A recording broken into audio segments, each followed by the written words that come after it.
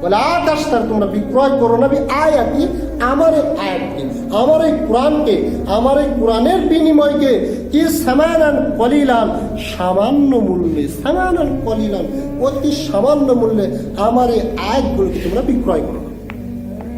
এটাই হচ্ছে মূল দলিল।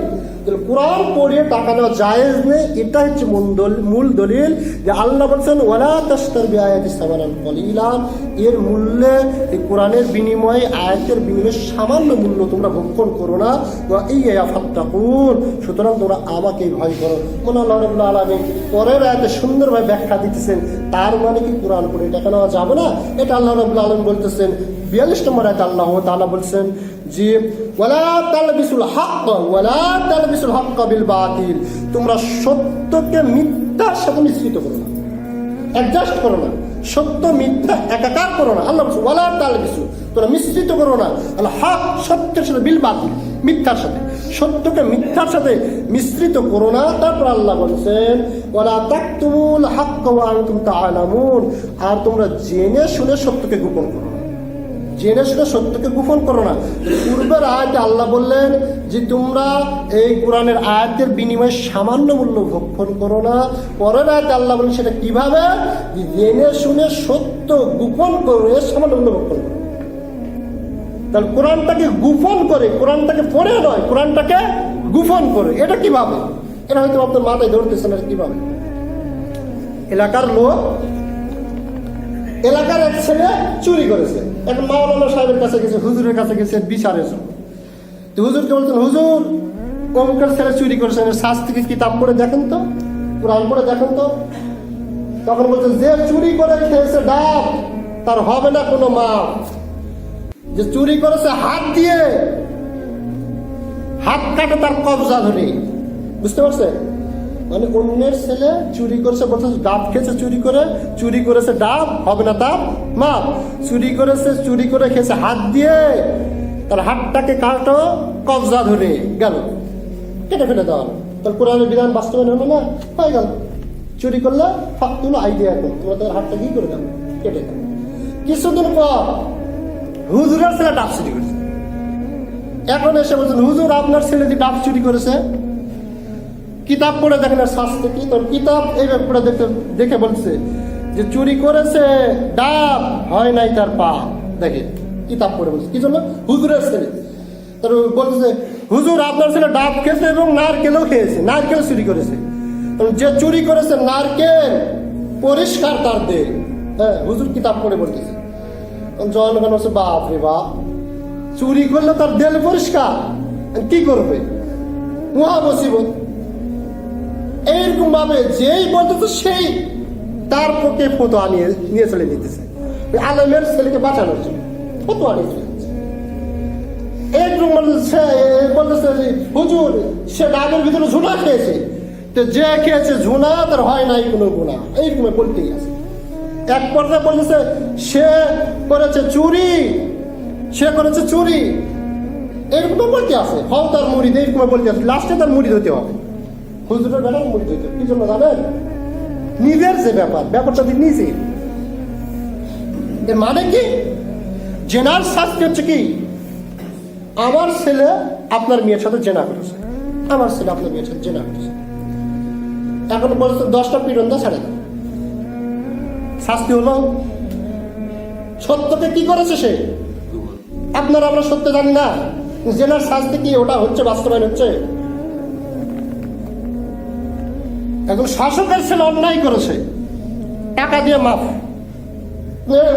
উনিও জানে, সত্য জানে, বিচার তিনি জানে, সে অনুযায়ী সে বিচার করতেছে, সত্য গোপন। আল্লাহ বলছেন ওয়ালা তোমরা জেনে শুনে, ওয়ালা তাকতুমুল হাক্কা ওয়া আনতুম তাআলামুন, জেনে শুনে তোমরা সত্য গোপন করো না।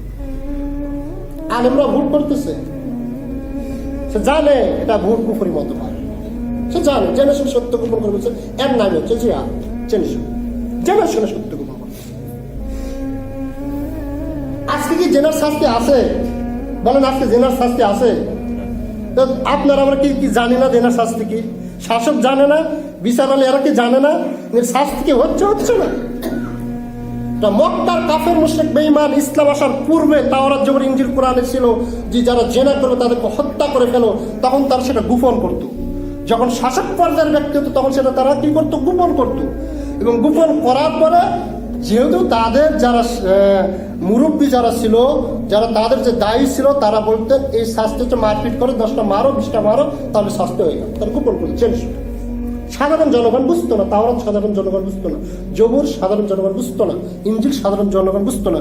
যখনই কোনো এরকম ভাবে পাপ কাজ সংগঠিত হতো তখন তারা তাদের যে নেতা ছিল তাদের কাছে যেত এবং তারা এইরকম সত্য গোপন করে ফায়সালা দিত, বিনিময়ে টাকা নিত। বিনিময়ে কি নিত? টাকা নিত।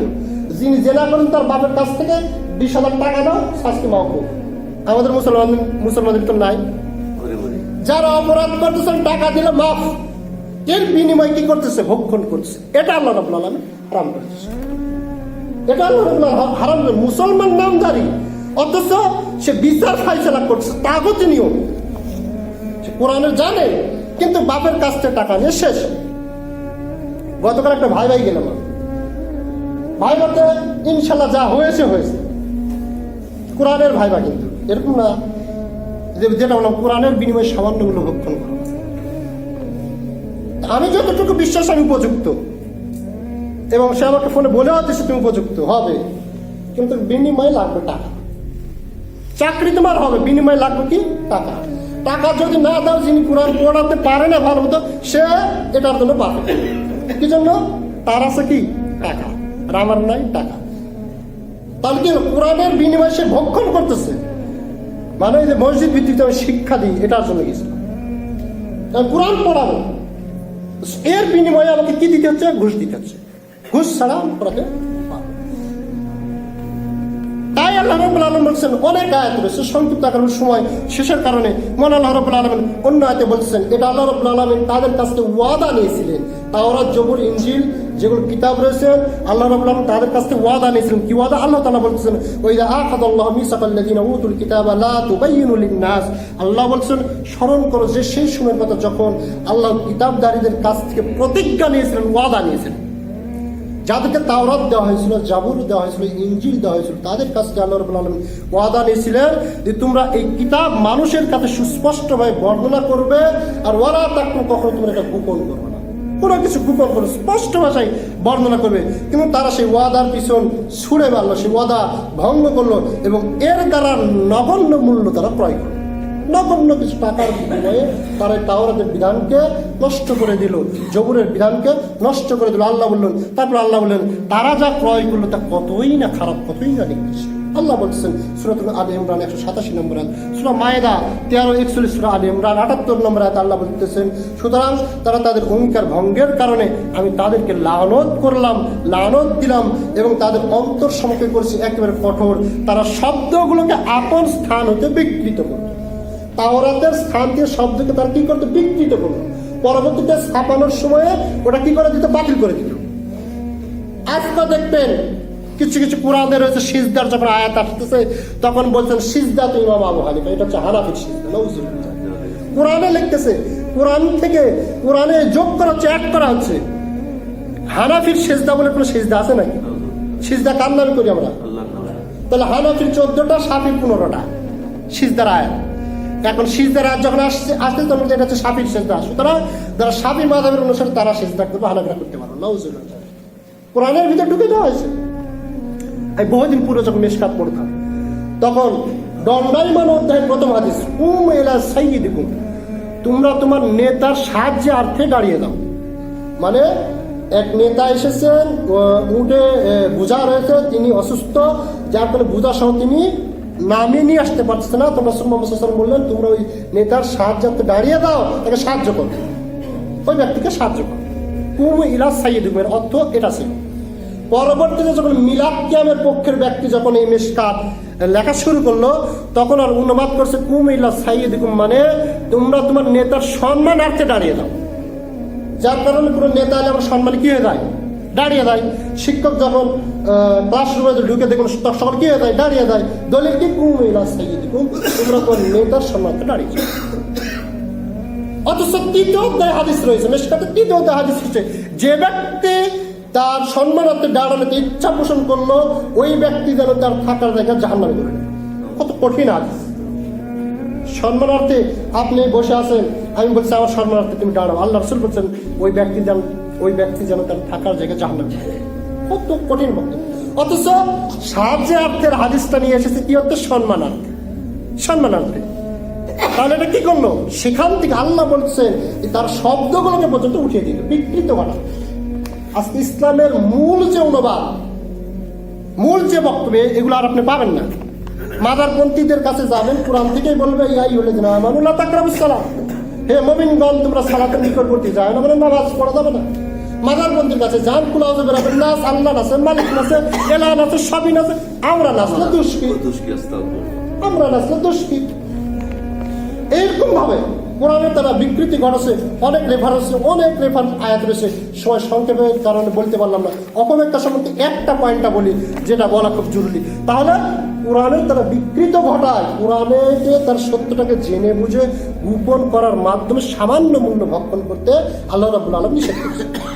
আমি একটা জানি এই আয়াতের অর্থ হবে এটা আমরা না করে অর্থ বিকৃতি ঘটাচ্ছে দুনিয়াবি কিছু স্বার্থে। তার মধ্যে এক ভাই বললেন, মুজামিল ভাই একটা আয়াতের কথা বলেছিলেন, সেটা হচ্ছে সূরাতুল মুজাদালা 58 নম্বর সূরা 12 নম্বর আয়াত। বুঝার চেষ্টা করবেন। মানে আল্লাহ তাআলা বলছেন আইয়ুহাল্লাযীনা আমানু ইযা নাজাইতুমুর রাসূল ফাকাদিমু বাইনা ইয়াদাইহি নাওয়াজ্জালাকুম সাদাকাতু যালিকা খায়রুল লাকুম ওয়া আযহারু ফাইন্না লাম তাজিদু ফাইন্নাল্লাহা গফুরুর রহিম। সূরা মুজাদালা 58 নম্বর সূরা 12 নম্বর আয়াত। আল্লাহ তাআলা বলতেছেন, হে মুমিনগণ তোমরা রাসূলের সাথে চুপি চুপি কথা বলতে চাইলে, রাসূলের সাথে চুপি চুপি, কিভাবে? কানের সাথে কান লাগিয়ে বা এককভাবে তোমরা যদি কথা বলতে চাইলে উহার পূর্বে তোমরা সাদাকা প্রদান করবে। উহার পূর্বে কি প্রদান করবে? সাদাকা। গত জমে আলোচনা করলাম বৈঠকি দান সম্পর্কে, বললাম না? এটা হচ্ছে বৈঠকি দানের দলিল। এখানে আল্লাহ বলতেছেন রাসূলের সাথে যখন তোমরা চুপে চুপে কথা বলবে, ডাক্তারের সাথে যদি চুপি চুপি কথা বলতে আগে ভিজিট দিতে হবে 1000 টাকা পার্সোনালি, যে আমি কথা বলি, হয় না? আমাদের ভিতরে এটা নাই। এটা তাফসিরে তাবারি থেকে বলতেছি, রাসূল মুহাম্মদ সাল্লাল্লাহু আলাইহি ওয়াসাল্লাম জনশিক্ষা এবং জনসংস্কার কাজে দিবারাত মশগুল থাকতেন। জনশিক্ষা এবং সাধারণ মজলিস সময় উপস্থিত লোকজন তার অমীয় বাণী শুনে উপকৃত হতো। সাধারণ মজলিস সকলের জন্য সমান। আমি যে আলোচনা করতেছি এটা সকলের জন্য কি সমান নয়? সকলে উপকৃত হচ্ছে না? এখন ইহুদি খ্রিস্টানরা এবং কিছু মুনাফিক টাইপের লোকেরা আছে, তারা বলতেছে এগুলো সকল কিছু যদি জেনে দেয় তাহলে তো সমস্যা। কি করা হবে? এই সময়টা খেতে হবে। সময়টা কি করতে হবে? খেতে হবে, যাতে জনসমক্ষে যেন আলোচনা করতে না পারে। কারণ তাদের মধ্যে হয়তো মুনাফিক টাইপের লোকেরা বলছে, আল্লাহ রাসূল আপনার সাথে পার্সোনাল কথা আছে। কি করবো? আল্লাহ রাসূল পার্সোনাল হয়, তার সাথে কথা বলতে। আর একজনের সময় ইহুদি খ্রিস্টান তারাও আসতে, যাতে করে ইসলামের বাণী আল্লাহ রাসূল প্রকাশ্যভাবে পৌঁছাতে না পারে। তবে ইহুদি খ্রিস্টান আল্লাহ রাসূল আপনার সাথে পার্সোনাল কথা আছে, এই কথা সময় পার করে দিতেন। এবং জনসাধারণ যারা মুসল্লি তারা খুব কষ্ট পেতেন যে আমাকে আল্লাহ রাসূল সময় দেন না, আমাকে আল্লাহ রাসূল সময় দেন। মনে করেন যদি আমি মুজামিল ভাইয়ের সাথে পার্সোনাল এখানে কথা বললাম, মজলিসে উপস্থিত পার্সোনাল কথা বলছি, আপনার কি খুশি হবেন? বেজার হবেন না? বেজার হবেন। তারা বেজার হতেন, রাসূলও বেজার হতেন, রাসূল কষ্ট পেতেন। এদেরকে দেখুন কিভাবে এর সাথে পার্সোনাল কথা বলি, এবং নাও যদি বলি তাহলে আমার খারাপ ভাবে চরিত্র খারাপ, এরকম ভাব। আল্লাহ রাব্বুল আলামিন বুঝতে পেরে পরের আয়াতে আল্লাহ বললেন যে তোমরা যদি এই পার্সোনাল ভাবে যদি রাসূলের সাথে যদি চুপি চুপি কথা বলতে চাও তাহলে ভিজিট দাও। সেই ভিজিট হচ্ছে সাদা কথা। 1000 টাকা ভিজিট দাও, ডাক্তারের কাছে পার্সোনাল ভাবে কথা বলো, কোনো সমস্যা নেই। এখন তারা তো ভিজিট দিতে রাজি নয়, সাদা তো আর দিবে না। এখন যদি আপনাকে যদি আপনি কথা বলবেন, আমার সাথে কথা বলবেন, 1000 আগে টাকা দেন, তারপর কথা বলবেন। ঘটনা ঘটলে এরকম তার আর সাদাকাও দিবে না, রাসূলের সাথে কথাও বলবে না। আল্লাহ রাসূল আবার পুনরায় জনসমক্ষে আলোচনা করতে শুরু করে দিলেন, বয়ান দিতে শুরু করে দিলেন। এটা হচ্ছে আয়াতের মূল বক্তব্য। কিন্তু আমরা বৈঠকি দান করতেছি জেনে, আমি জানি না এরকম নয়, সে জানে যেটা এই উদ্দেশ্যে নাযিল করা হয়েছে। আর এখানে পুরো আয়াতে বলা হচ্ছে, আল্লাহ রাব্বুল আলামিন পুরোটাই বলতেছেন যে ইযা নাজাইতুম, মানে চুপি চুপি কথা বলবে। বৈঠকি দানে আমরা চুপি চুপি কথা বলি, গোপনে কথা বলি, এই আর কিভাবে এর জন্য যায় জানে। এইরকম অনেক অপব্যাখ্যা রয়েছে। মানুষ অপব্যাখ্যা করে টাকা হাতিয়ে নিচ্ছে। এটা সামান্য মূল্য ক্রয় করা, সামান্য মূল্য ক্রয় করা। যদি এটা করেন জাহান্নামের আগুন দ্বারা আপনার পেট পরিপূর্ণ হবে। জেনে শুনে যদি সত্য গোপন করেন, কোন মা সাদিকি, তোমরা সাদিকিনদের অন্তর্ভুক্ত হও মানে পীর ধরো। দেখো সাদিকিনদের অন্তর্ভুক্ত হও মানে পীর ধরো। অথচ কোরআনে অসংখ্য আয়াত আল্লাহ রাব্বুল আলামিন উল্লেখ করে বলছেন উলাইকা হুমুস সাদিকুন, এরাই হচ্ছে সত্যবাদী।